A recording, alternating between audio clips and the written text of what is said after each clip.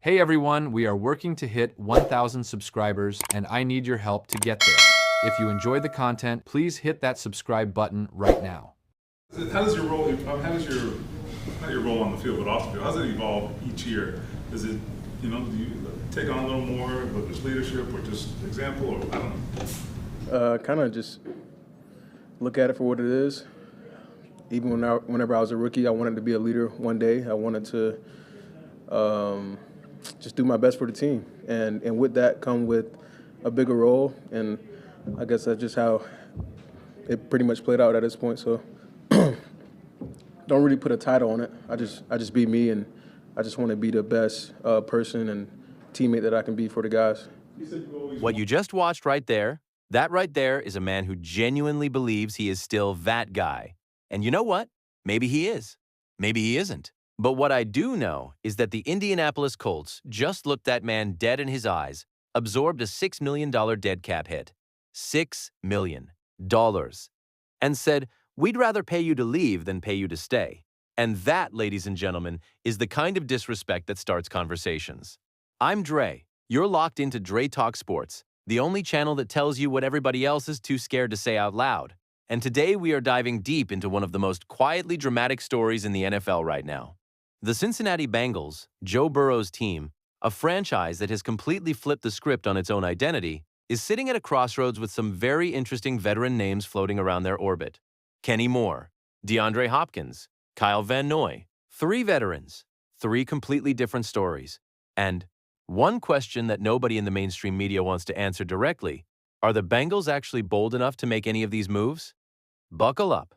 We're going all the way in. Let's start with the headline name, because this is where the drama lives. Kenny Moore II, slot cornerback, 32 years old, born on New Year's Day. And I find that poetic, honestly, because right now Kenny Moore is standing at his own kind of New Year, asking the football world for one more chance. According to reporting from NFL Network's Ian Rappaport and other national insiders, Moore asked for and received his release from Indianapolis after the Colts made it crystal clear there was zero trade market for him. Let me say that again for the people in the back. Zero trade market. Not one team picked up the phone and said, yeah, we'll take Kenny Moore at that contract. The Colts had to eat that dead cap number just to move on. That is a statement from the entire National Football League about where they think this man's value currently sits. Now here's where Dre gets real with you, because I'm not just here to pile on. I've watched this man play. Kenny Moore, at his peak, was one of the most underrated slot corners in the entire league. Compact, instinctive, a real football player in the truest sense. He was the kind of guy that made Indianapolis's defense functional when nothing else about that franchise made sense. And the Bengals, as reported across multiple outlets covering the Cincinnati beat, have a genuine competition. Some would even call it a genuine need at the slot cornerback position heading into this season. Dax Hill wants to stay outside. Let the man breathe outside. Fine. DJ Turner is developing. Takario Davis is a project. So when you look at the depth chart with honest eyes, there is a hole there. And Kenny Moore, even at 32, even with the injury cloud hanging over him from mid-season last year, is at minimum an interesting conversation. But here's where the plot thickens and where Dre's eyebrow goes all the way up. Ian Rappaport, in his reporting around Moore's release, mentioned the word safety. Safety. For a 5'9", 185-pound man who has spent his entire NFL career terrorizing slot receivers in tight windows. The idea that the league is now mentally filing Kenny Moore under the safety category tells you everything you need to know about how the perception has shifted. And perception, in the NFL, is everything. Once teams start thinking of you as a transition player, as a guy who maybe can't do what he used to do at the position that made him famous, the money evaporates, the phone calls slow down, and you go from being a starter to being a depth piece faster than you can blink. Now, Dre's personal opinion, the safety conversation is weird to me. It's bizarre. This isn't a smooth transition candidate based on his physical profile. What it actually might signal is that teams watched his 2024 tape and saw a player who, after returning from that midseason injury, he missed from week 4 to week 6, according to the coverage, gave up some of his worst coverage numbers since his rookie year back in 2017. The yards per catch allowed number went in the wrong direction. The outside corner snaps dropped to just 28 all season, the lowest of his career, which tells you the Colts were protecting him, limiting his exposure. And even with those accommodations, the results weren't great. When you start protecting a corner from certain matchups, that's the beginning of the end conversation. And everybody in that building knows it, even if nobody says it publicly. So where does that leave the Bengals? According to analysis from the Locked On Bengals podcast, which covers the team daily and has strong sourcing on the organization's tendencies and roster philosophy, the Bengals would likely only engage Kenny Moore at a number somewhere in the range of $1.5 to $2 million. Maybe $2 million with some performance incentives baked in. That is a far cry from the $10 million average per year deal he just came off of. And here is the cold business reality of Kenny Moore's situation right now. The market has spoken, and it has spoken quietly, which is somehow worse than speaking loudly. But let's not close the door completely, because Dre doesn't do lazy takes. There is still a version of this that makes sense. Here's the real question that the Bengals front office has to answer. Is Kenny Moore today better than Jalen Davis today? And the honest answer, if you're being straight up about it, is probably yes.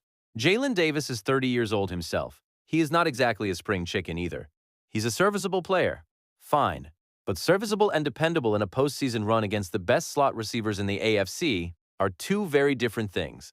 And if the Bengals are genuinely building toward what their roster suggests they're building toward, a deep January run with Joe Burrow healthy and operating at full capacity, then the difference between serviceable and dependable can be the difference between a first-round exit and a Super Bowl appearance. Dre is not being dramatic. Dre is being accurate. The other layer to this that doesn't get discussed enough is the floor-raising concept. The Bengals in recent years have quietly gotten very good at adding veterans who don't break the bank, but who raise the absolute floor of what the team can be on a bad day. Dalton Risner, Noah Fant. These are the kinds of signings that don't get ESPN breaking news alerts, but they win you football games in November when everything is going sideways. Kenny Moore at the right price fits that exact profile. He's been there. He knows how to prepare. He knows how to play in a scheme that asks a lot of its slot corner. And even if he gives you 70% of what he once was, 70% of peak Kenny Moore is still better than 100% of most of the alternatives currently on that roster. Now let's shift gears because we are just getting warmed up, and there are two more names on this list that are going to make your jaw drop. Not because they're shocking names, but because of the specific things they said publicly about Joe Burrow and the Bengals that suggest this isn't just idle rumor. This is genuine mutual interest. And in the NFL, genuine mutual interest plus a cheap contract usually equals a signing. Kyle Van Noy, pass rusher, a man who played for the Baltimore Ravens, the Cincinnati Bengals' most bitter divisional rival, and is now out here on national television telling Kay Adams that he has watched Joe Burrow compete in flag football events and he is impressed. Let that sink in. A former Raven, impressed by a Bengal. In this economy, according to reporting from outlets covering the story, Van Noy specifically referenced the Bengals' defensive front by name. Dexter Lawrence, BJ. Hill, Miles Murphy, Dax Hill, suggesting he's done his homework. He knows the roster, and he sees himself fitting into that defensive line rotation. That is not a casual comment. That is a recruiting pitch, disguised as an interview answer. Now, Dre's personal take on Kyle Van Noy? The fit is intriguing, but the path to the field is genuinely narrow. Think about how many bodies the Bengals already have rotating on that defensive line. You've got Trey Hendrickson if he returns. You've got Miles Murphy developing into a real player. You've got the established interior pieces. Where exactly does Kyle Van Noy find 25 snaps a game on this roster? The honest answer is he probably doesn't. Not unless there are injuries. And banking on injuries for a veteran to contribute is not a roster-building strategy. It's a gamble. What Van Noy brings is the experience, the pass rush IQ, and the mentorship element for younger guys like Miles Murphy and Cam Hayward's eventual successor-type players. He came off a 2-sack season, and according to those who cover him, he felt personally that he left production on the field. That hunger is real, and it matters in a locker room. The money situation for Van Noy is more manageable than Moore's. He was earning around $4.5 million with Baltimore in recent seasons, after working his way back from veteran minimum territory in 2023. Coming off a quiet year, that number almost certainly comes down further. If the Bengals can get him in the $1.5 to $2 million range with a clear role defined, rotational pass rusher, mentor, culture piece, it's a conversation worth having. But Dre will be real with you. Out of the three names we're discussing today, Van Noy has the lowest percentage chance of actually ending up in Cincinnati because the need is least obvious and the roster crunch is most severe. And now, we get to the name that made Dre stop scrolling and actually sit up straight. DeAndre Hopkins, 3-time All-Pro, one of the greatest receivers of his generation. A man who has caught passes from Deshaun Watson, Kyler Murray, Ryan Tannehill, Patrick Mahomes, and Lamar Jackson, and is now out here telling people he wants to play with Joe Burrow. According to coverage of his recent public comments, Hopkins has made it known that Cincinnati is an attractive landing spot. And honestly, can you blame him? If you're a wide receiver who has maybe 30% of your career left and you want to maximize what that 30% looks like, why would you not want to play with the most accurate quarterback in football, operating in a system designed to get receivers the ball in their spots? Here is where the numbers get complicated and where the drama really lives. Hopkins took a $5 million deal with Baltimore last year, a massive pay cut from the $13 million per year deal he signed with Tennessee, and then proceeded to have the worst statistical season of his entire career. 22 catches, 330 yards, 2 touchdowns. According to analysis of his career numbers, that is less than half the production of any full season he has ever played in the NFL. He didn't even accumulate enough snaps to qualify for an overall grade on Pro Football Focus. For a man of his stature and legacy, that is a genuinely painful number to sit with. But, and this is the part the mainstream takes keep glossing over, the Ravens' offense is not a precision passing attack. Lamar Jackson is a singular talent and a legitimate MVP candidate. But nobody in the history of football has ever sat around debating Lamar Jackson's ball placement the way they debate Joe Burrow's. The Ravens run the ball. They use play action. They operate in a system where the receiver's job is often about clearing space and being a decoy as much as it is about catching footballs. DeAndre Hopkins in that system at this stage of his career was never going to thrive. Put him in Cincinnati's offense, in Lou Anarumo's continuation scheme, with Joe Burrow finding him on third downs in the red zone, putting the ball in the one window that only Hopkins can get to. And suddenly, that story reads completely differently. Dre's personal opinion, straight no chaser? DeAndre Hopkins in Cincinnati, at $1.5 to $2 million, competing for the third or fourth receiver role, is one of the most interesting low-risk, high-reward signings available anywhere in the NFL right now. The contested catchability is still there. Week 1 against the Ravens last year proved that. The route-running intelligence doesn't disappear at 32. What disappears is the burst, the ability to create separation on pure athleticism. But Joe Burrow doesn't need his receivers to create separation on pure athleticism. He throws them open. He puts the ball where the defender literally cannot get it. That combination, Burrow's placement plus Hopkins' catch point dominance, could produce 8 to 10 touchdowns on 45 catches in a complementary role. That is a steal at $2 million. That is a robbery at veteran minimum. The obstacle, according to reporting on the Bengals' roster construction philosophy, is that Cincinnati probably feels comfortable at wide receiver right now. They have T. Higgins. They have Jamar Chase, the best receiver in football, full stop. They have Andre Iosivas entering a contract year with serious motivation. They drafted Kobe Young to compete for snaps. The front office likely looks at that room and sees depth. But here's what Dre sees. Depth is not the same as insurance. Jamar Chase missing even 2 games changes the entire calculus of this offense. And in a world where your backup plan behind Chase and Higgins is a motivated but unproven Iosivas, and a rookie in Young, having a certified Hall of Fame caliber receiver available at a price that barely registers on the cap sheet, feels like a decision that makes itself. So let's bring it all home. 3 veterans, 3 stories, 1 franchise at a pivot point. According to the Locked On Bengals podcast and their daily coverage of this team, the priority ranking if the Bengals were going to make any of these moves would go Kenny Moore first, because the slot corner need is real and documented, followed by DeAndre Hopkins for the stylistic fit with Burrow's game, and Kyle Vanoy last given the roster crunch on the defensive line. Dre agrees with that order, but will add this. All 3 of these moves have a very low probability of actually happening based on how this front office typically operates.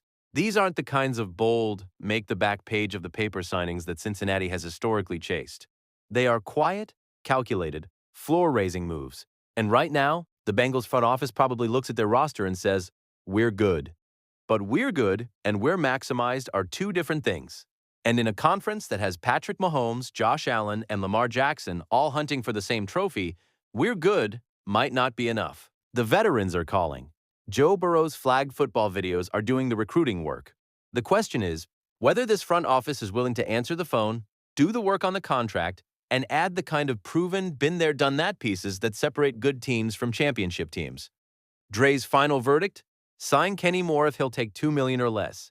Have the conversation with DeAndre Hopkins if he's willing to come in at veteran minimum with incentives and compete. Let Vano's situation breathe a little longer, and revisit if injuries change the defensive line picture. These are not earth-shattering moves. They are smart ones, and in the NFL, smart, quiet moves in May win you games in January. That's the full breakdown. Now I want to hear from you. Drop in the comments right now. Should the Bengals make a move for DeAndre Hopkins, or is that a waste of time at this stage of his career? Is Kenny Moore still that guy, or is the league telling us something by how quiet that phone has been? Smash that like button if this video gave you something to think about. Subscribe to Dre Talk Sports if you're not already on the team. We drop content every single week. No filter, no fluff, just the real conversations the other channels won't have. I'm Dre. Stay locked in. We'll see you next time.